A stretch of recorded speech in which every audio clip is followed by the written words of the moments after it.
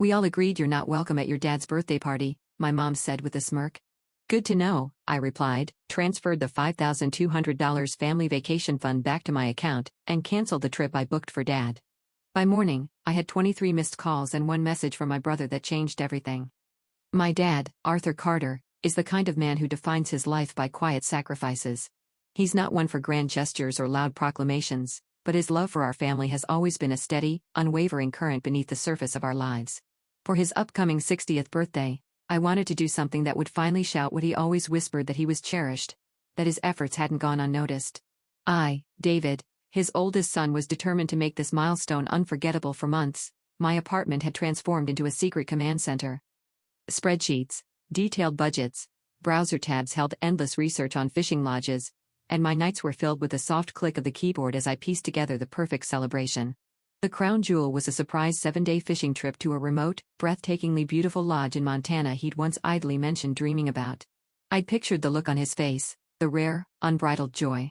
I'd meticulously handled the bookings, the non-refundable deposits already paid from a dedicated joint account I'd set up years ago labeled Carter Family Adventures. It was mostly funded by me, a quiet way I could contribute. And for this trip, I'd earmarked $5,200, a significant sum I'd saved diligently.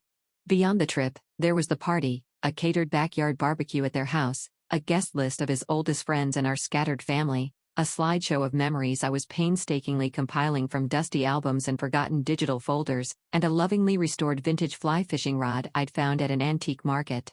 It's gleaming with a history I knew he'd appreciate. This desire to provide, to smooth things over, wasn't new. I'd helped my younger brother, Liam, with the down payment on his first car, a flashy coupe he definitely couldn't afford on his own. I'd co-sign leases, mediated squabbles, and more often than not quietly covered costs for family events my parents wanted for appearance's sake but couldn't quite swing. It had become a pattern. My small concessions to Mom's seemingly innocuous requests, all in the name of peace. A peace I was beginning to realize that often came at my expense. The weight of their expectations felt like a familiar, almost comfortable cloak, one I hadn't questioned until recently. How could the woman who taught me to tie my shoes, whose lullabies were the soundtrack of my earliest memories, harbor such calculated intent beneath her carefully constructed veneer of maternal devotion? Mom, Margaret, initially feigned enthusiasm when I laid out the broad strokes of my plans. "Oh, David. That sounds lovely." She chirped, her smile a little too bright, but soon the suggestions began. Minor changes, she'd call them, that somehow always shifted the focus, inflated the budget I was expected to cover, or subtly nudged my carefully laid plans towards her own preferences. When I excitedly showed her the brochure for the Montana Lodge, the one with the stunning pictures of pristine lakes and snow-capped peaks, she'd sighed, a soft, almost imperceptible sound, but one I knew all too well. "Oh, Montana. Darling," she'd said, her voice dripping with that uniquely maternal sweetness that could make a critique sound like a caress. "It sounds rather rustic for your father. Don't you think?" And so far away, if anything were to happen, she then patted my hand, a gesture that felt more like a dismissal than affection. Liam, ever Mom's echo, chimed in on cue. "Yeah. Dave, Mom's right. Maybe something simpler. Dad's not as young as he used to be, you know." He leaned back, already envisioning himself as the charming host at a party Mom would inevitably take over. His concern for Dad felt as thin as the cheap cologne he favored. A few weeks into the planning, I had a brief call with Aunt Carol, Dad's younger sister, who lived a few states over. She was sharp with the no-nonsense kindness I always appreciated. After I hesitantly shared some of my plans and Mom's input, Aunt Carol had paused. "Your mother means well, dear, in her own way," she'd said, her tone carefully neutral. "But you know, Margaret, she does like things her way. Just make sure your father's actual wishes are being heard in all this." At the time, I'd laughed it off, assuring her I had it under control. Her words, though, planted a tiny seed of unease, a whisper that harmonized with my own growing disquiet. I tried to bury those feelings. "You're being too sensitive," I'd tell myself, staring at the ceiling late at night. The scent of old photo albums still clinging to my fingers from an evening spent curating the slideshow. "She's your mother. She just wants what's best." I even voiced this to my closest friend, Sarah, over coffee one Saturday. Sarah, bless her direct heart, had raised a skeptical eyebrow. "Best for who, David? Your dad? Or her image of the perfect family matriarch orchestrating the perfect party?" I'd bristled then, defending Mom, reciting the familiar lines about her good intentions. But her question lingered, an uncomfortable itch beneath the surface of my filial loyalty. The tangible details of the planning were my refuge. The crisp feel of the plane tickets for Dad and me. The satisfying click of confirm booking on the lodge's website. The warm, slightly musty smell of the antique shop where I found the fishing rod. These were real solid. They were my love for Dad made manifest. I imagined the aroma of his favorite chocolate cake. The one I planned to order from his old neighborhood bakery mingling with the smoky scent of the barbecue. I pictured his hand, weathered and strong, running along the smooth wood of the restored rod. These were the moments I was working towards, the genuine joy I was determined to create. A stark contrast to the carefully polished hollow perfection Mom seemed to be aiming for, but a knot of anxiety was tightening in my stomach. A premonition that the path to that joy was becoming increasingly treacherous, paved with my mother's smiling subtle obstructions. The little seeds of unease Aunt Carol had inadvertently planted began to sprout with alarming speed. Mom's suggestions morphed into directives, her subtle undermining becoming a more overt campaign to seize control of Dad's 60th. I discovered quite by accident through a forwarded email that she created a separate group chat about the party titled Dad's Big 6-0 Surprise. A chat from which I, the original architect of said surprise, was conspicuously absent. My stomach churned with a sick sort of anger. When I cautiously asked Liam about it, feigning casual curiosity, he just shrugged. "Oh, yeah. Mom set that up just for, like, quick decisions and stuff. Don't be weird about it." Decisions, it turned out, that systematically dismantled my plans. The local bakery I'd chosen for Dad's favorite chocolate cake? Mom canceled my order. "Oh, honey," she trilled when I confronted her. Her voice like spun sugar laced with arsenic. "Your choice was a bit too simple. We want this to be truly special, don't we?" She'd then proudly announced she'd ordered a towering, elaborately decorated confection from a high-end potty street downtown. A cake Dad would probably find too fussy, and one that cost nearly twice as much, an expense she subtly implied I should now absorb. "It's for your father, David. Surely you want the best for him." That signature sigh, laden with manufactured burden, punctuated her sentence. The financial pressure mounted. Despite my significant contributions to the Montana trip and the initial party fund, Mom began to make comments about how Liam was helping so much with the actual on-the-ground work. "What work? Making a few phone calls," she dictated. "Those little online bookings are one thing, David," she'd said, waving a dismissive hand. "But this is real effort, real involvement." Then came the request to give her direct access to the Carter Family Adventures account for party incidentals. My gut screamed, no. I managed to compromise, transferring a smaller specific sum to her personal account for decorations. She insisted upon, but I held firm on the main trip fund that was for Dad in Montana, a boundary I wasn't yet willing to cede. My attempts to speak with her directly were exercises in futility, leaving me feeling like I was wrestling with smoke. "Mom," I'd said one evening, trying to keep my voice even, "I feel like I'm being shut out of Dad's party planning." What happened with the caterer I booked and the group chat? She'd responded with that dramatic put-upon sigh. The one that always made me feel like an ungrateful child. "Oh, David. You're always so dramatic. It was just for some quick decisions, Liam, and I needed to make your making a mountain out of a molehill. Honestly, sometimes you make things so difficult than the inevitable guilt trip." Family isn't about keeping score, dear. It's about unity, about supporting each other. Unity apparently meant unquestioning obedience to her. Desperate, I tried to talk to Dad. I found him in his workshop. The scent of sawdust and old wood a familiar comfort. "Dad." I began, my voice tight.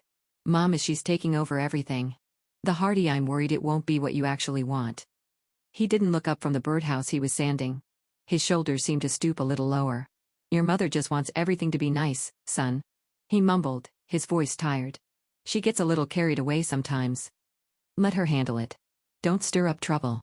The words were a physical blow. Don't stir up trouble. Was that all my efforts amounted to? Trouble? I looked around the workshop at the tools hanging neatly on their pegs, at the half-finished projects that spoke of his quiet passions.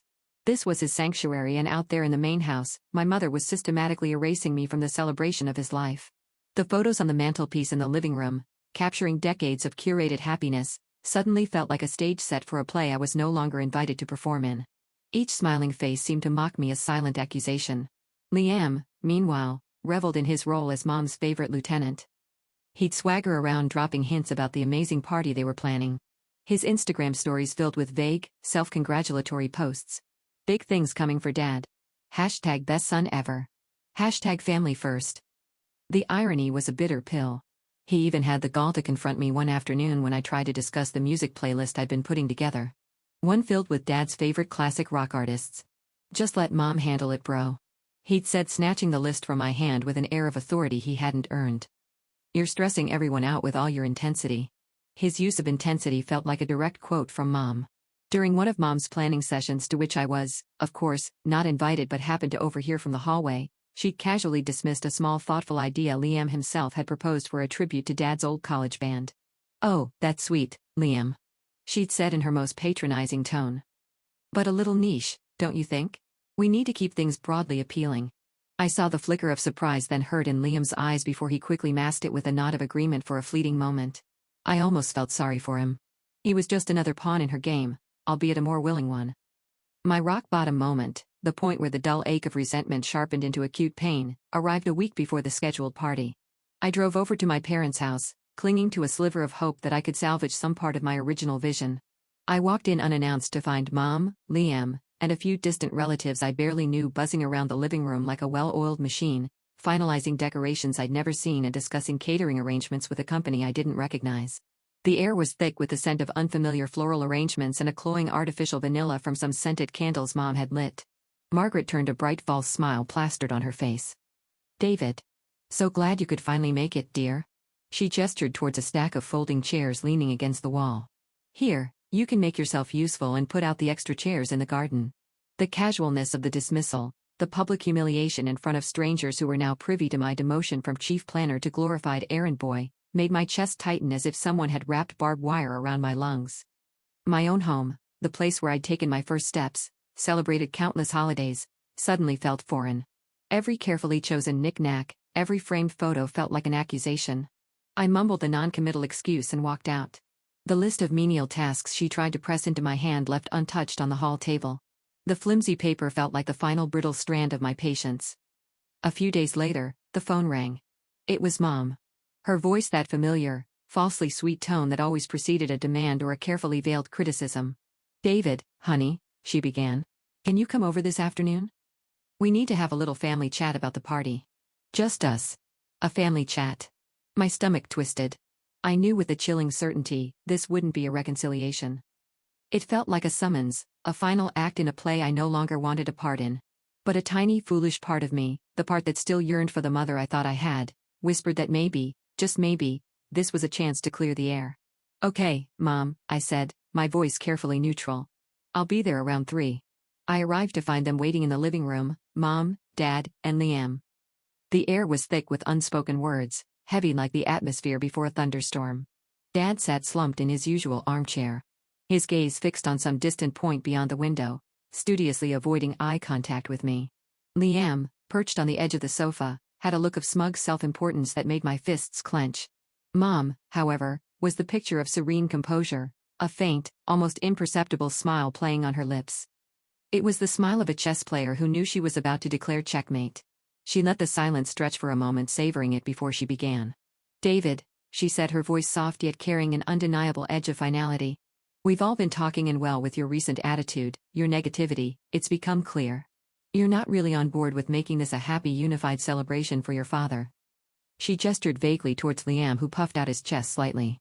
"Liam, on the other hand, has been such a rock, truly understanding what your father needs right now. He's put so much heart into this."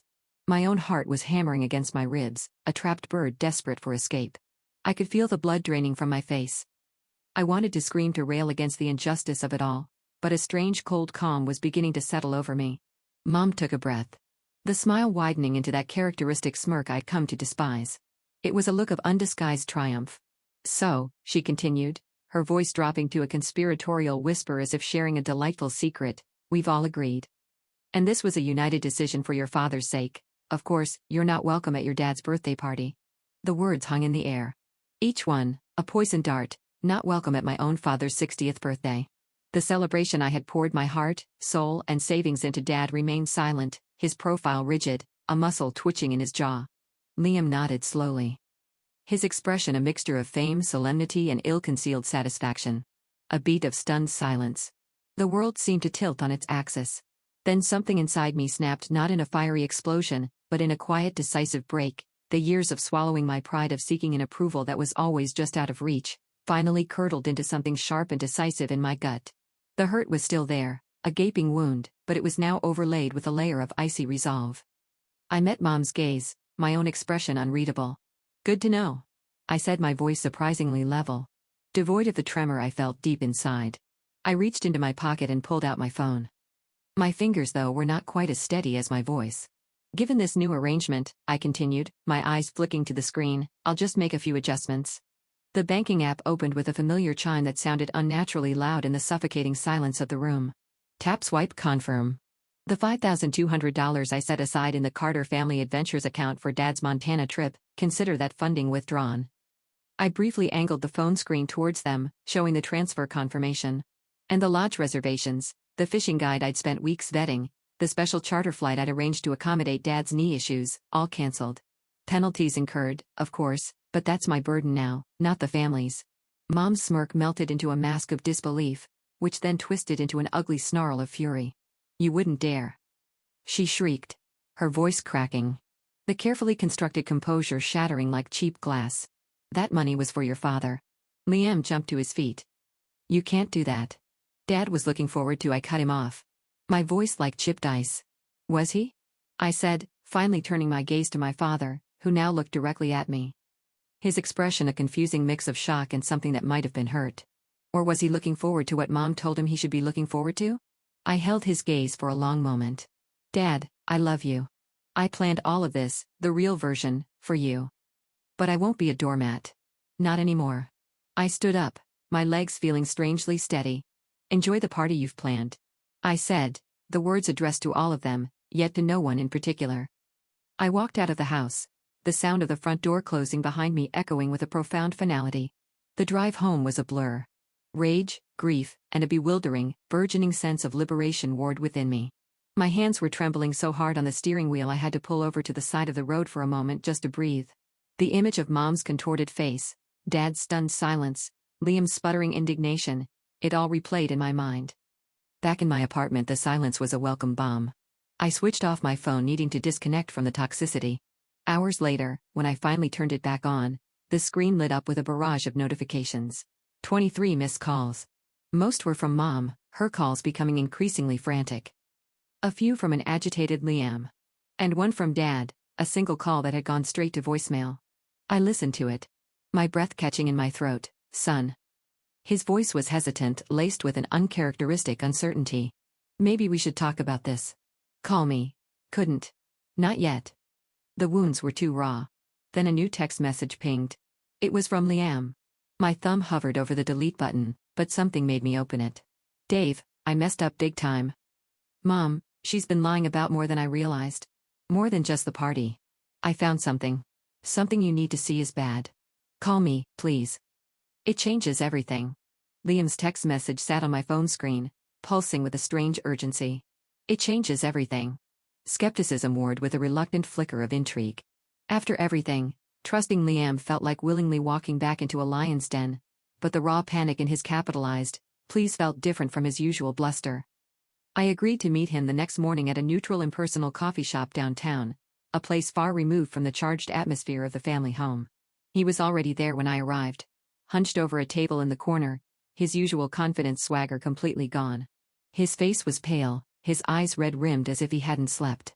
He looked up as I approached, a wave of guilt washing over his features. Dave, thanks for coming, he mumbled, nervously stirring his already cold coffee. What's so important, Liam? I asked, my voice flat, offering no olive branch. He took a deep, shaky breath. After you left yesterday, Mom completely lost it. I mean nuclear, but it wasn't about Dad being disappointed. Not really. It was all about how you'd ruined her plans, how you'd made her look bad, her selfishness. It was stark. You know, he winced as if the memory pained him. And then, I remembered how she brushed off that small idea I had for Dad's old band tribute. It was nothing really, but it was the way she did it. Like, I was an idiot. This, I realized, was the personal slight, the crack in his allegiance I'd witnessed. So he continued, his voice dropping. Later last night, when she was on the phone ranting to one of her friends, I went into her home office. I don't know why, just a weird feeling.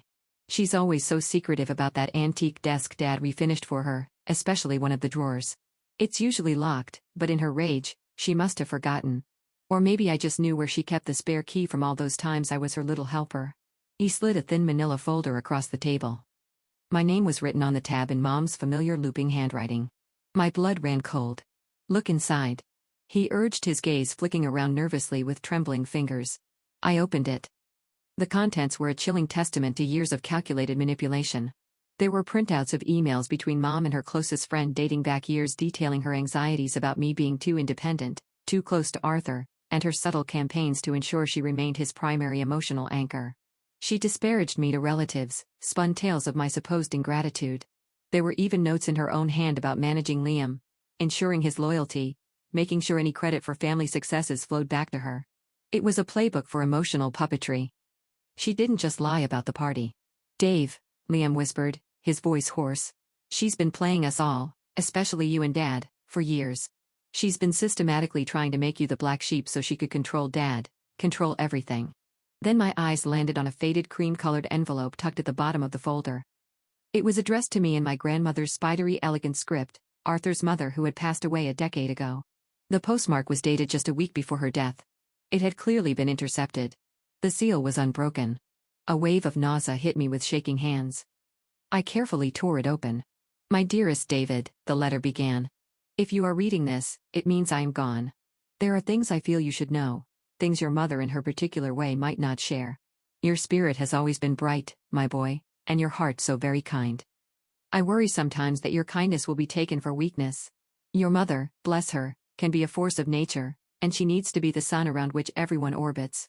I've set up a small trust fund for you, my dear, nothing extravagant, but enough, I hope, to give you a little freedom, a little help towards your own independence when the time is right. I've instructed Margaret to inform you of this upon my passing. Use it wisely, live well, and never let anyone dim that light of yours. The letter blurred. My grandmother's love, her foresight, her final wishes, all concealed from me for a decade by my own mother. The air in my lungs felt like shards of glass. The $5,200 I just reclaimed felt insignificant compared to this monumental long-hidden betrayal. There's more, Liam said, his voice barely audible. Financial statements for that trust. She never told you. She's been well, the statements show minimal activity, but it's clear she knew it existed and kept it from you. Vindication was a cold, bitter comfort. This wasn't just about a party. It was about a lifetime of manipulation, of emotional and financial deceit. I looked at Liam, truly looked at him. The smugness was gone, replaced by a profound adult shame. Why are you showing me this now, Liam? Because it's wrong, Dave. He said, meeting my eyes. It's so incredibly wrong. And I'm tired of being her puppet. I saw what she did to you and I realized she could just as easily do it to me or Dad. No one deserves that. Armed with this devastating proof, I knew what I had to do. This wasn't just about me anymore. It was about Dad, about the truth. I called him. Dad, I need to talk to you. It's urgent. It's about Grandma, and I need Mom to be there. The atmosphere in their living room later that day was even heavier than before. Liam stood by my side, a silent, supportive presence. I laid out the evidence on the coffee table calmly, methodically, Mom's emails, Liam's corroborating testimony about her recent behavior and admissions, and finally, my grandmother's letter, placing the trust fund statements beside it. Mom initially tried her usual tactics: denial, outrage, feigned hurt. This is ridiculous, slander. Liam, how could you betray your mother like this? David is twisting everything. Her voice was shrill, laced with a rising panic as she saw the irrefutable proof spread before her. But this time her words fell flat. Dad picked up his mother's letter. His hand trembled as he read it. Then he looked at the emails, his face growing progressively ashen, the carefully constructed facade of their life. The one he'd unknowingly helped maintain through his passivity was crumbling around him. He didn't shout. His silence was more damning than any accusation. He simply looked at Margaret, truly looked at her, perhaps for the first time in years, with an expression of such profound sorrowful disillusionment that the foundation of their life together visibly cracked.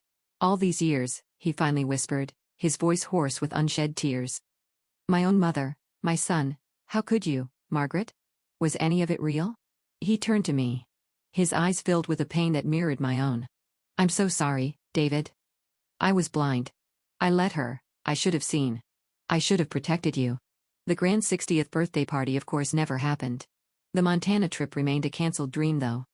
Dad and I spoke tentatively of a simpler fishing trip someday, just the two of us or maybe with Liam, if he continued to earn back that trust. Margaret's world tilted. The social mask she'd worn for so long was shattered, at least within the family. Dad insisted they needed space, that their relationship had been irrevocably damaged. He started therapy. I began the legal process of accessing the trust my grandmother had left me. It wasn't about the money, not anymore. It was about honoring her memory, about reclaiming a piece of my past that had been stolen. My relationship with Liam is a work in progress. He made a courageous choice, albeit late. There's a new, fragile honesty between us. We talk, really talk, for the first time in years.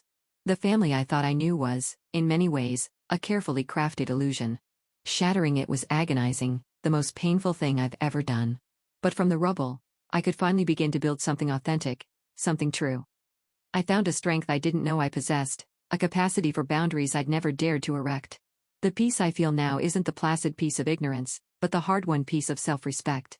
I'm planning a trip for myself soon to Montana, not to the fancy lodge, but to a quiet cabin by a lake I found online.